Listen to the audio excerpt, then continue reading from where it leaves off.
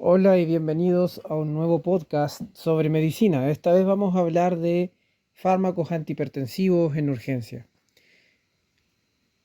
Partiendo porque tengamos un entendimiento sobre las crisis hipertensivas. ¿Qué es una crisis hipertensiva? Te estarás preguntando. La crisis hipertensiva la podemos definir como una elevación aguda de la presión arterial. Una elevación que podría causar alteraciones desde funcionales, estructurales en un órgano blanco, hasta simplemente solo ser una elevación de un número sin involucrar mayores consecuencias.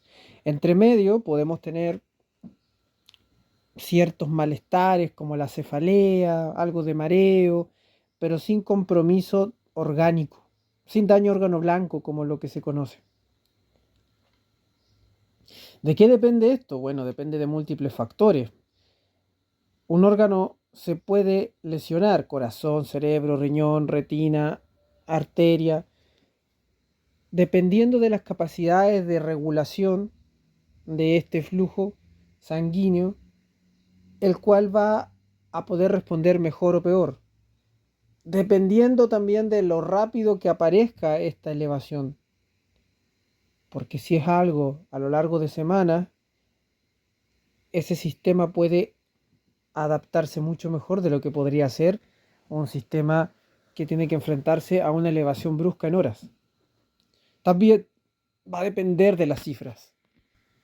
Obviamente una cifra de tensión arterial de 160 no va a tener la misma repercusión que una de 220.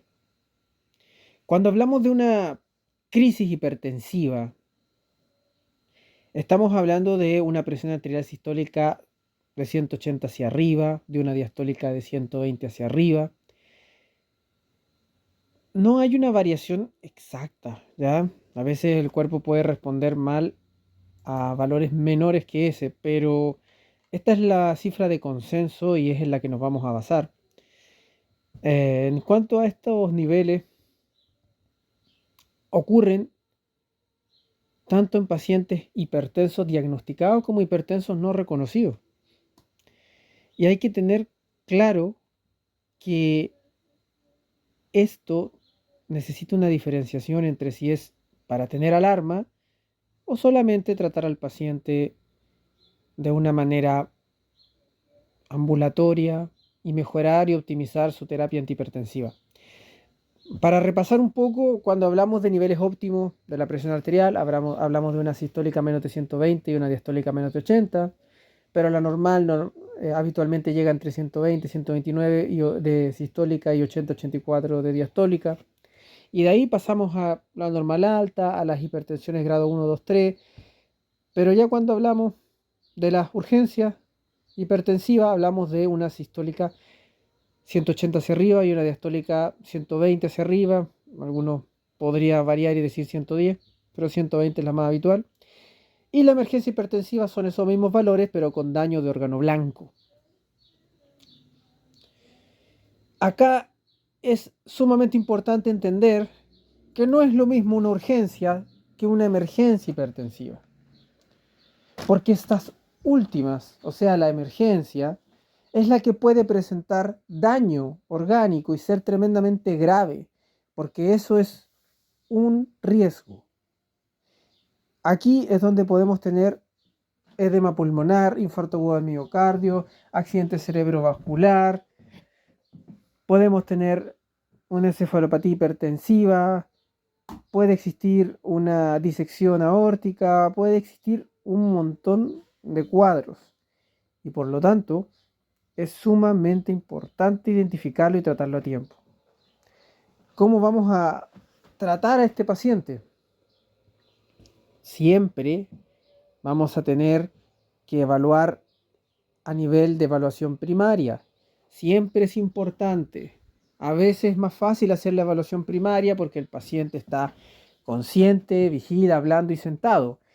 Y ya sabemos que la A la tiene bien.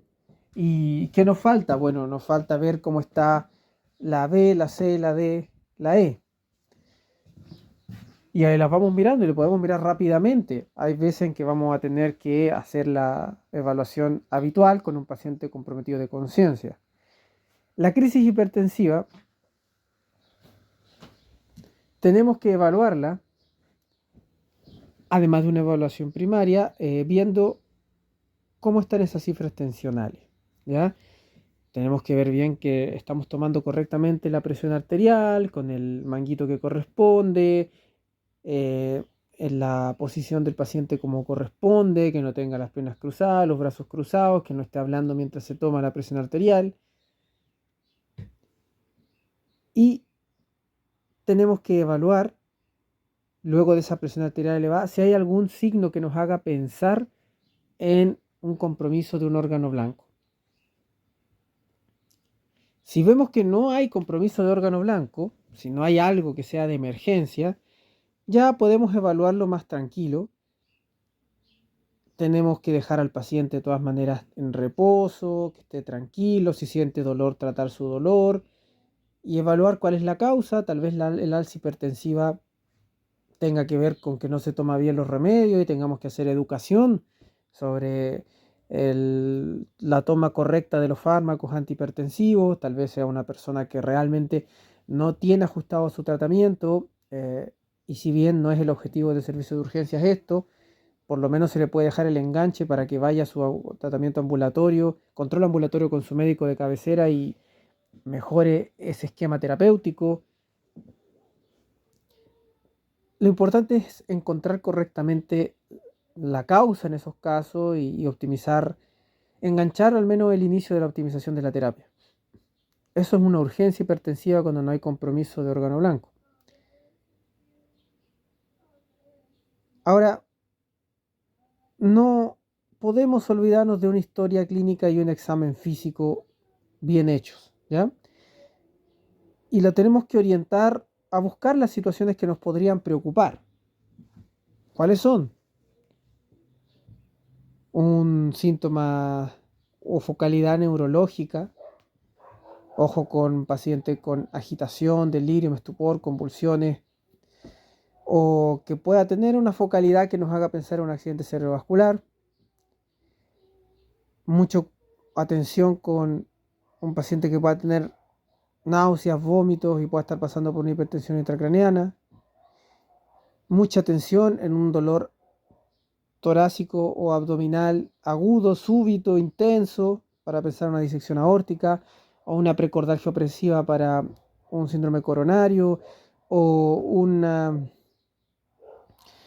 una historia de falta de aire para pensar en un paciente con disnea, obviamente, y eso nos hace pensar en un edema pulmonar agudo. Una paciente que está pasando por un embarazo para pensar en una eclampsia, preeclampsia. La paciente con eclampsia aparece con un episodio convulsivo, pero una paciente con preeclampsia tiene un cuadro en el que hay una presión arterial alterada, muy alterada, y hay que tener un manejo correspondiente para ello. Ojo con también las personas que han tenido otro tipo de síntomas, como por ejemplo un dolor muy, muy, muy intenso de cabeza. Eso lo tenemos, no el dolor moderado, hablamos de un intenso dolor de cabeza súbito. Hay que vigilar todo ese tipo de cosas. Es importante diferenciar si cuadros menos graves, sino que un dolor de cabeza leve, moderado, sin síntomas de alarma, con una presión arterial elevada, que no hay focalidad neurológica, puede ser causa o consecuencia de esta presión arterial, y hay que hacer un manejo correcto del dolor, pero también eh, hay que hacer un manejo correcto para la presión del antihipertensivo. No necesariamente manejar el dolor va a mejorar esa presión que necesita un manejo óptimo antihipertensivo. Ojo con eso, no confundirse. Pero ahí ya si es solamente una urgencia, lo que correspondería es el correcto enganche para su médico de cabecera y que hagan un esquema más óptimo para ese paciente. Luego nos vamos a los antecedentes también. Si el paciente es hipertenso, cuánto tiempo lleva haciéndolo, cuáles son sus cifras habituales, cuál es su tratamiento, es adherente al tratamiento, come con mucha sal, come con poca sal. Podemos monitorizar seriadamente la presión arterial para ver cómo está dentro del momento que quede en la evaluación de urgencia. Y ahí podemos estarlo evaluando. Ojo si encontramos una diferencia muy significativa entre las extremidades, porque eso nos podría hacer pensar, sobre todo, digamos, alteraciones, extremidades superiores, inferiores, o sospechar disección aórtica. Así que el examen siempre tiene que ser completo. ¿Qué otros parámetros vamos a evaluar fuera de lo que es el examen físico? Bueno, un electrocardiograma, sobre todo si hay una clínica asociada para descartar síndrome coronario agudo. Una radiografía de tórax para buscar signos de insuficiencia cardíaca, si sospechamos en un paciente con disnea, con edema de extremidades inferiores. Un paciente que si sospechamos de disección aórtica, esto nos puede ayudar a ver un mediastino ensanchado. Obviamente, si tenemos una sospecha mucho más clara, hay que hacer otro carril de manejo mucho más emergente. Esto es más bien una búsqueda general en la que la radiografía podría orientarnos a algo que en primeras no es tan evidente en cuanto a una disección aórtica y que de repente buscamos esta radiografía, encontramos esto y si lo encontramos, bueno, esto lo podemos pensar. Fondo de ojo si tenemos la posibilidad de hacerlo para buscar exudados, hemorragia o papiledema si sospechamos hipertensión intracraniana. Una orina completa y exámenes de creatinina, electrolito, si estamos sospechando insuficiencia renal, también exámenes más generales como hemograma, glicemia, en ciertos contextos de los pacientes, si estamos sospechando de un paciente que esté comprometido con algún tipo de alteración en sus parámetros, en su analítica sanguínea. Los biomarcadores de daño miocárdico si sospechamos síndrome coronario agudo. La utilización ya de imágenes más avanzadas como una tomografía, depende. Sospechamos un ACV, un escáner de cerebro sin contraste.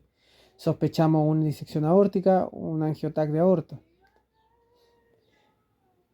Ahora, en cuanto al manejo, porque ya hemos hablado como una generalidad de una crisis hipertensiva, hemos hablado un poco de urgencia, un poco de emergencia, cierto manejo básico, o sea, cierta evaluación básica, perdón, y el manejo básico, bueno, en el caso de hablar de una urgencia hipertensiva, en la cual no hay una afectación del órgano y no hay un criterio de gravedad, lo que podemos hacer básicamente es aliviar el malestar del paciente, que esté en un lugar tranquilo y hacer énfasis en la adherencia al tratamiento, hacer énfasis en la optimización, el enganche correcto con el médico de cabecera, que se evalúe en forma ambulatoria, que se ajuste la terapia si esta existe, si se inicie correctamente. Eso ya no es un labor de la urgencia, pero sí es bueno hacer la educación y el enganche, ¿ya? Eh, es, es controversial lo de buscar en una urgencia hipertensiva disminuir bruscamente una presión arterial, sobre todo en un paciente que um, muchas veces su autorregulación ya está en otro carril y acostumbrado a ciertos valores. Y también ahí puede haber un riesgo de isquemia si se disminuye bruscamente y a niveles por debajo de lo que acostumbradamente está.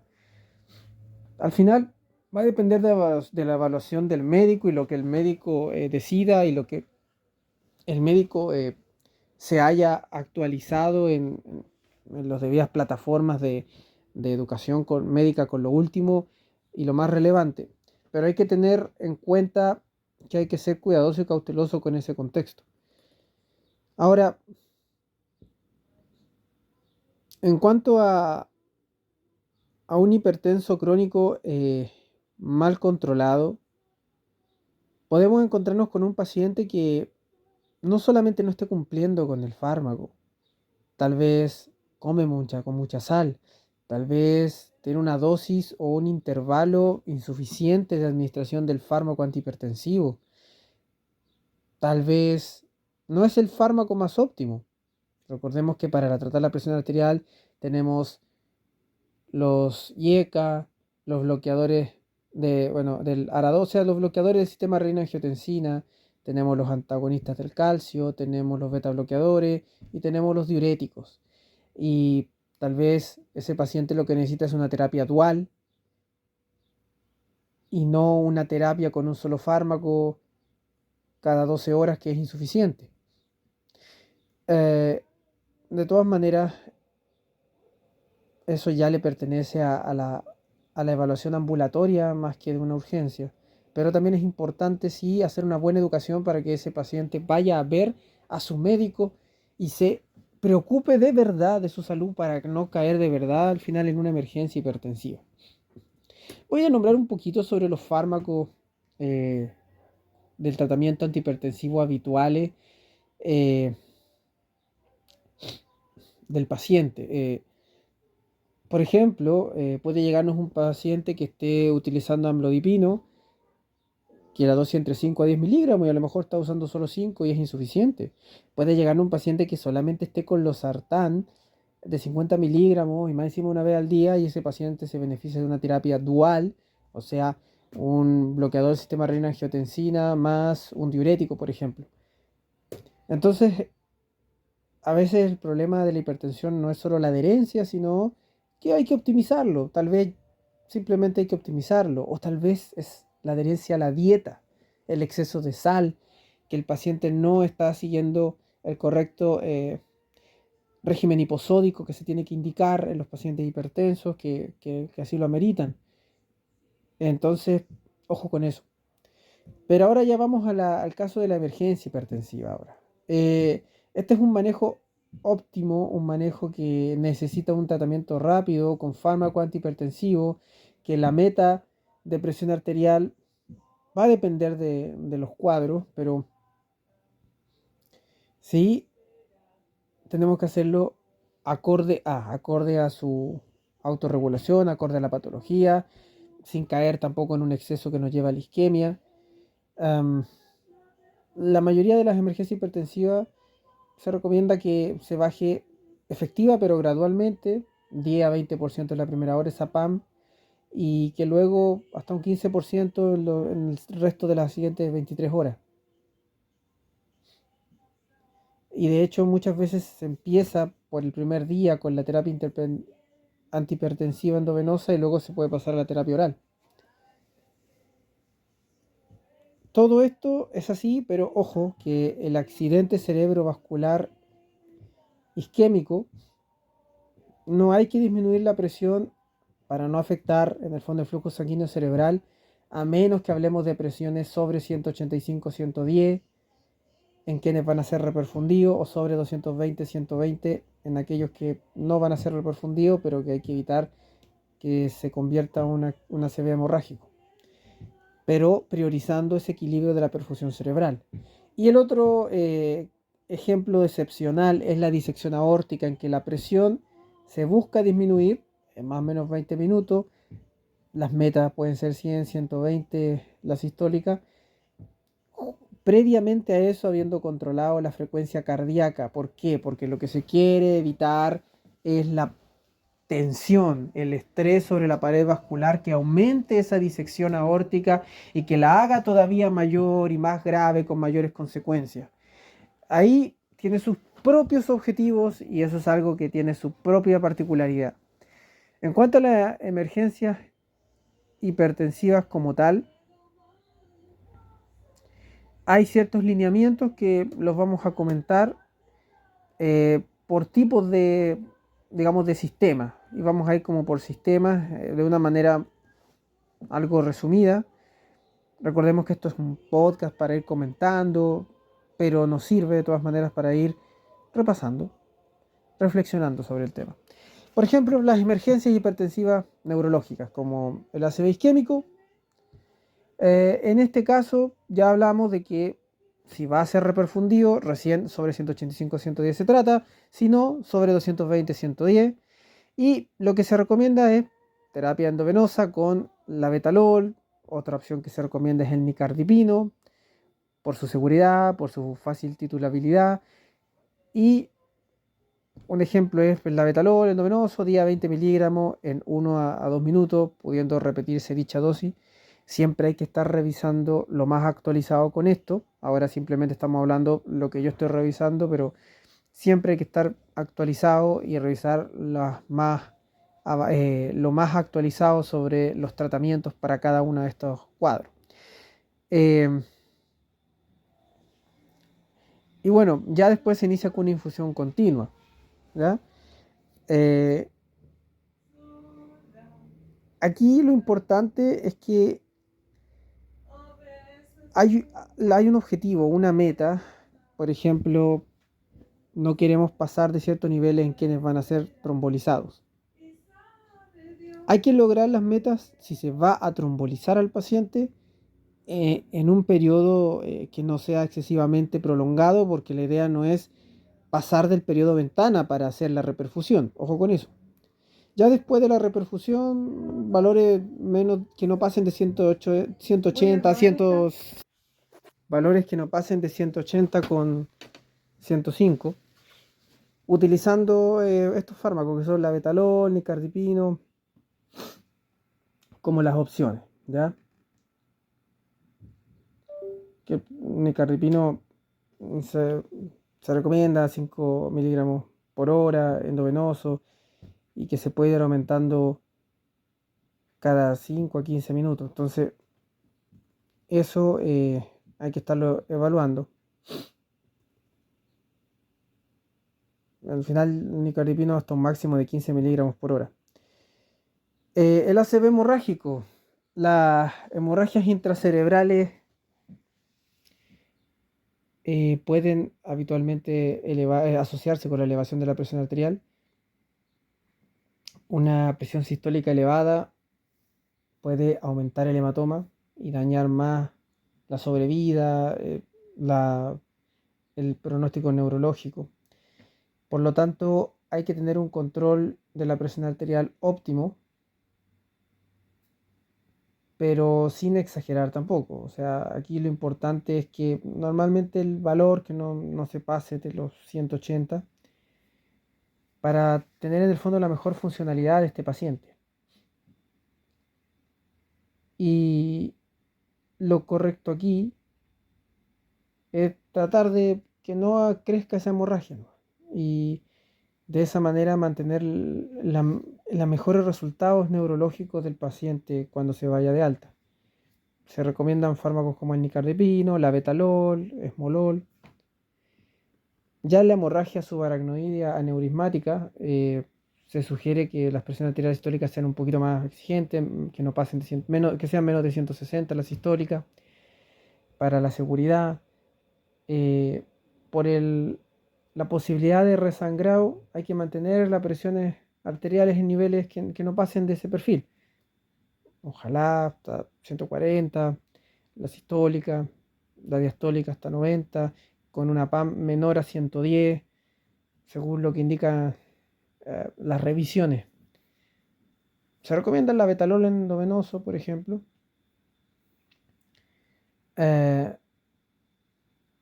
Hay que tener precaución con algunos otros. En cambio, por ejemplo, el nitroprusiato, la nitroglicerina, podrían incrementar el flujo sanguíneo cerebral y la PIC. Así que, ojo.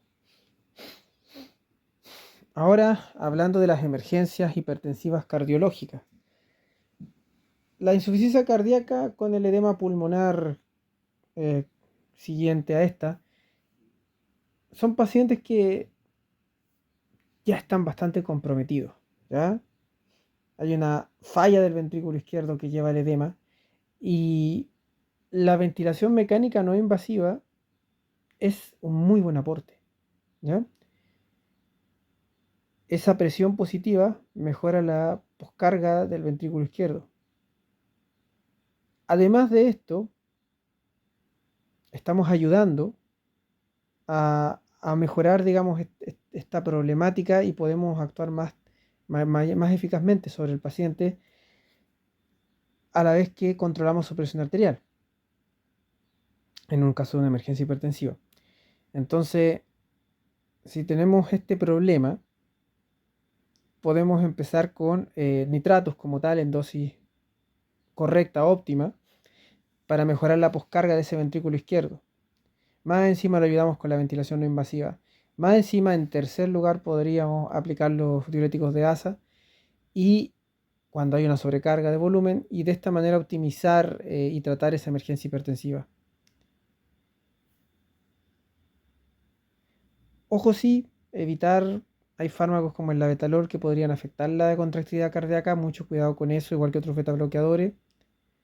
Lo que queremos nosotros al final es mejorar la insuficiencia cardíaca, el edema pulmonar, para eso necesitamos un corazón que esté contrayéndose bien y empezamos con una disminución de un día a un 15% de esa presión arterial. El síndrome coronario agudo ahora, en cambio, como la otra emergencia cardiovascular, emergencia hipertensiva cardiológica, la hipertensión aquí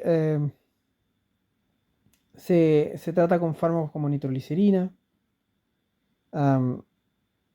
básicamente para reducir la isquemia coronaria subyacente y, bueno, al final mejorar lo que es el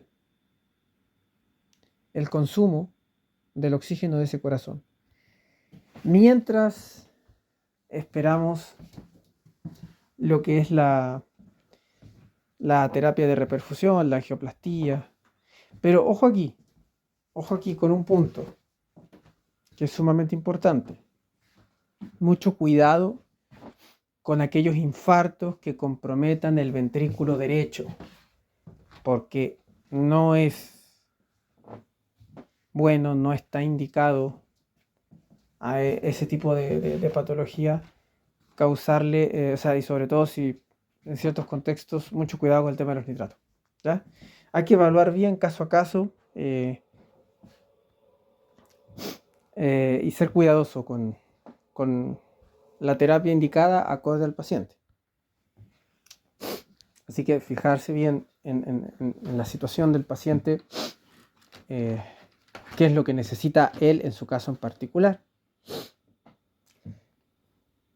Pero sí, normalmente en una emergencia hipertensiva cardiológica o en un síndrome coronario agudo, la nitroglicerina endovenosa es una opción a considerar. Las emergencias hipertensivas vasculares, como la disección aórtica, ya comentamos un poquito. Aquí el objetivo es actuar rápido sobre la presión arterial, pero ante la misma presión arterial, actuar rápido sobre la frecuencia cardíaca.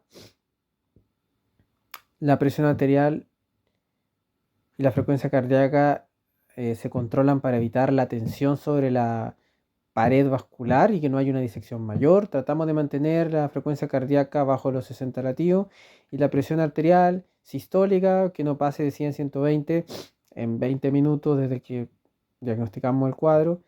Para eso la primera opción es el labetalol. Hay otros bloqueadores endovenosos que pueden considerarse como el propanolol, esmolol, metoprolol. Y si no basta con esto, ahí podemos agregar el nitroprusiato para un control más exigente de la presión arterial.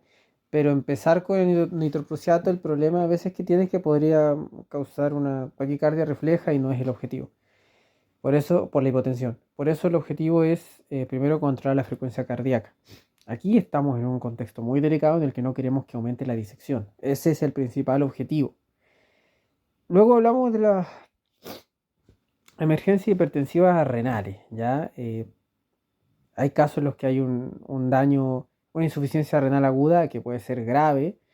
Se conoce con su nombre de nefroesclerosis hipertensiva. Y es un cuadro que se presenta con una hematuria microscópica en un contexto de una emergencia hipertensiva. La creatinina se eleva, la creatininemia, y son alteraciones que no venían antes con el paciente. No es un paciente con enfermedad renal crónica que tenía esa creatinina y esa hematuria, es algo nuevo. Esto puede llevar a una isquemia del glomérulo y activar el sistema renina-angiotensina, aumentando toda la presión que es esta crisis hipertensiva. Aquí se entiende que es complejo manejar estos cuadros, muchas veces terminan requiriendo la diálisis de hecho, pero como una alternativa, la terapia antihipertensiva, se habla de un fármaco, fenoldopam, que mejoraría esta función renal, pero hay que tener claro que es un cuadro complejo, que hay que consultarlo con también si se puede, con el experto que pueda guiar en esta situación. Hablan de otras alternativas como el nitroprusiato, el nicardipino, pero hay pacientes que terminan simplemente requiriendo diálisis. Entonces hay que evaluar bien la situación.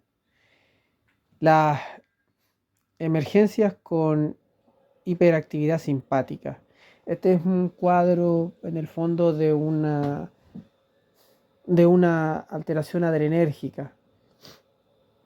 Por ejemplo, si se retiran los agentes antihipertensivos de acción corta, como el propanolol, la clonidina, algunos otros beta bloqueadores, pueden causar de rebote una hipertensión y eso puede ser tremendamente grave. No es necesariamente que siempre vaya a pasar, pero puede ocurrir.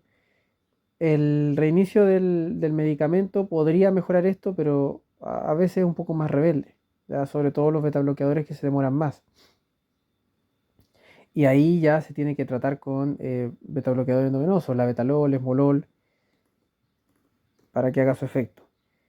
También están los contextos de crisis simpático-miméticas, por ejemplo, las personas que utilizan inhibidores de la monoaminoxidasa y consumen alimentos con tiramina, alimentos fermentados, el queso maduro, por ejemplo, y pueden presentar crisis hipertensivas muy severas, incluso una emergencia.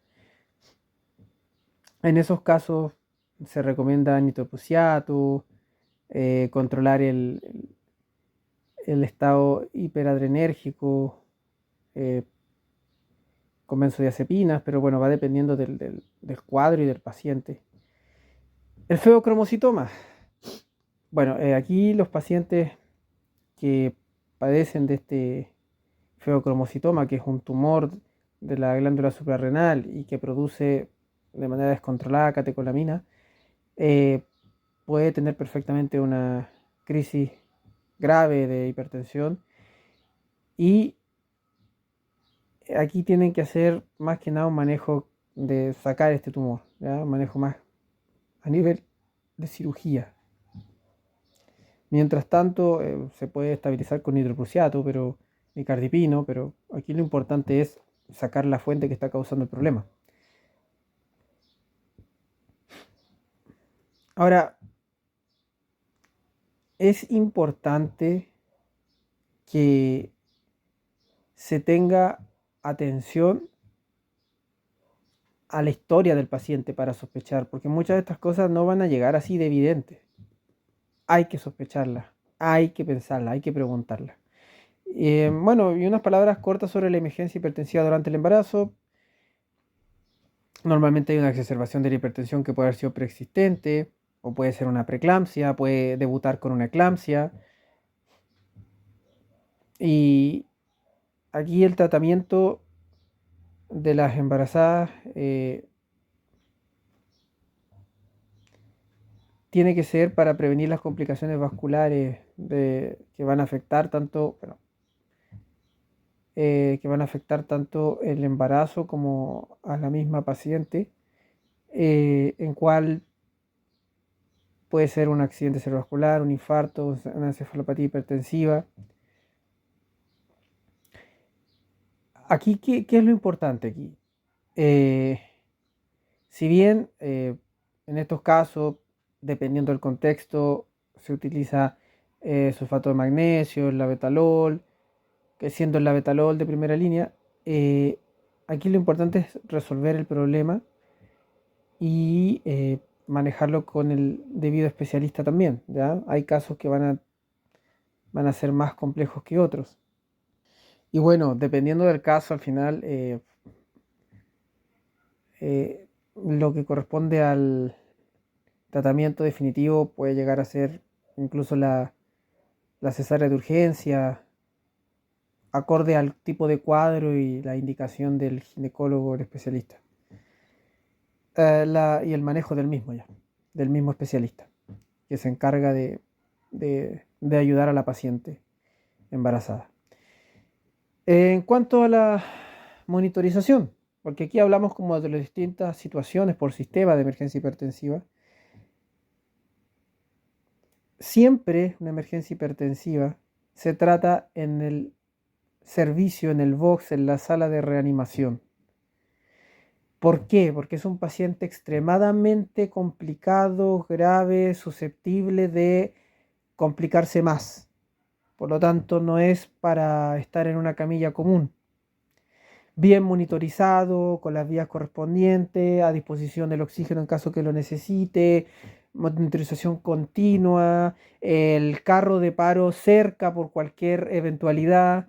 Es sumamente importante que este es un perfil de paciente que se le toma máxima prioridad y se deja en el servicio o sala de reanimación, ahí dentro de urgencia, vigilado por médico y por el demás personal de salud con mucha atención. El paciente va a pasar luego de la sala de reanimación para el tratamiento definitivo a la unidad de paciente crítico, al intensivo, y ahí se va a manejar esta emergencia hipertensiva. Hay que entender que va a ser un paciente que va a tener una evaluación, una monitorización constante, invasiva, entonces no es cualquier cuadro. Para finalizar, hay que entender que la hipertensión cada vez está siendo mayor, por lo tanto sus complicaciones como urgencia y emergencia hipertensiva van a ser más y más habituales. Hay que entender que en un caso de un paciente que tenga una crisis hipertensiva, tenemos que saber identificar una crisis de urgencia hipertensiva de una emergencia que no la va a dar el número, sino que la va a dar la afectación al órgano como tal, daño órgano blanco, que eso nos va a dar la idea, una historia clínica, un examen físico y un grupo de exámenes básicos acorde a la sospecha. ¿Por qué? Porque una urgencia hipertensiva se puede tratar ayudando al dolor, manejando, el desconocimiento, del paciente sobre su terapia, enganchándolo bien con el manejo ambulatorio para que se haga un mejor tratamiento. Perfecto. Pero la emergencia hipertensiva es un cuadro muy grave que tiene compromiso vital y que tiene que ser manejado por otro carril, un carril tremendamente de importancia, donde tiene que estar siendo controlado prontamente para evitar mayores problemas. Ya que tiene obviamente un compromiso vital, un riesgo vital importante, además de secuelas posteriores. Cuando tenemos un paciente con este cuadro, esa es nuestra principal prioridad. El objetivo de una emergencia hipertensiva es disminuir los valores de la presión arterial de manera segura, utilizando los fármacos que correspondan, acorde al contexto, a la situación, al paciente, al cuadro, para poder hacer un inicio pronto y evitar mayores complicaciones. ¿Y cómo podemos llegar a este manejo óptimo? Haciendo una evaluación óptima, con una buena historia, con un buen examen con físico y con unos buenos exámenes solicitados acorde a la situación.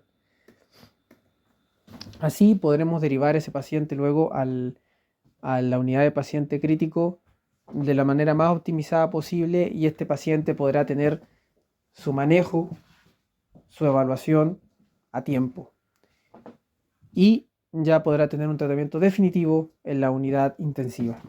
Bueno, esa es una charla, podcast sobre las emergencias y urgencias hipertensivas. Llegando a este punto, nuevamente sigo recomendando que se actualicen, que vayan estudiando, que estudien eh, las revisiones más oficiales y más actualizadas posibles, siempre para tener el tratamiento más óptimo. Ahora yo una vez más les comento de dónde he leído para poder hablarles y hablo habiendo leído de la página de la Universidad de Chile, Síntesis MedU Chile, que es la biblioteca digital dinámica para estudiantes y profesionales de la salud. Em, Espero que les pueda servir de reflexión este podcast y eso, que estén muy bien. Saludos.